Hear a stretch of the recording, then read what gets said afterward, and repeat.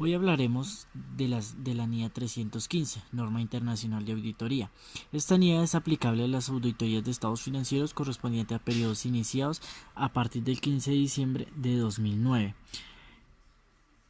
Trata de la responsabilidad que tiene el auditor de identificar y valorar los riesgos de incorrección material de los estados financieros mediante el conocimiento de la entidad y de su entorno, incluido el control interno de la entidad. Esto con la finalidad de proporcionar una base para el diseño y la implementación de respuestas a los riesgos valorados de la incorrección material. Esto nos quiere decir que debemos dar valor a un riesgo de incorrección material debido a un fraude o un error que se presente siempre y cuando ya se tenga conocimientos de qué es lo que hace la empresa o la entidad. Como un ejemplo podemos tomar los estados financieros y algún rubro que no esté acorde a cómo se haya presentado en alguno o se evidencia en algún otro documento y tenga error en este. Esta NIDA tendrá como objetivo identificar los riesgos a través del proceso de conocimiento de la entidad y de su entorno, valorar los riesgos, identificándolos y evaluará si se relacionan. Relacionará los riesgos identificados con posibles incorrecciones en las afirmaciones y considerará la probabilidad de que existan incorrecciones. Todo esto a las afirmaciones sobre el tipo de transacciones, saldos contables e información a revelar,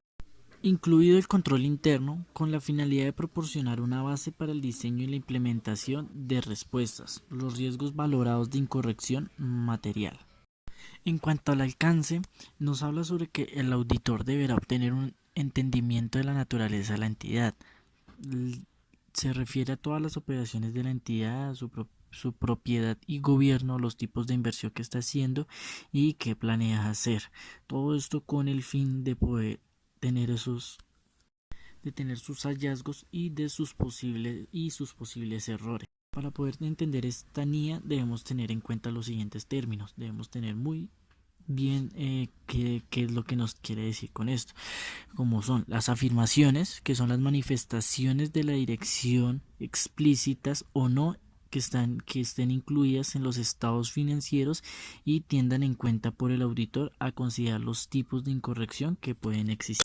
Los riesgos de negocio, que son los hechos, circunstancias, acciones u omisiones significativos que podrían afectar negativamente a la capacidad de la entidad para conseguir sus objetivos y ejecutar sus estrategias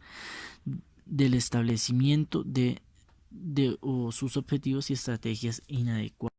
El riesgo significativo, que es el riesgo identificado y valorado de incorrección material que a juicio del auditor requiere una consideración especial de la auditoría. Los procedimientos de valoración del riesgo, que son los procedimientos de auditorías aplicados para obtener conocimiento sobre la entidad y su entorno, incluido su control interno, con el objetivo de identificar y valorar los riesgos de incorrección material debido a fraude u error, tanto en los estados financieros como en las afirmaciones concretas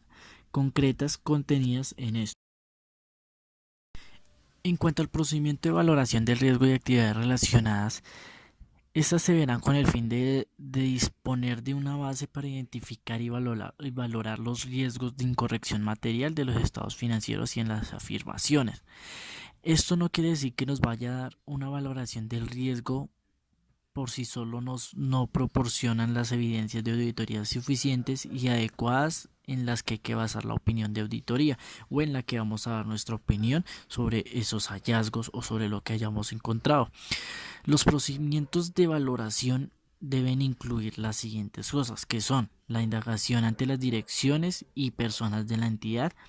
que a juicio del auditor correspondan o puedan disponer de información que puedan facilitar la identificación de los riesgos de incorrección material por debida de fraude o error en alguna función. Procedimientos analíticos y observaciones e inspecciones. En este punto también podemos ver que La NIA nos habla de que el auditor es el que considerará si la información obtenida durante el proceso de aceptación y continuidad del cliente realizado por el auditor es relevante para identificar riesgos de incorrección material. Cuando hablamos de componentes de control interno,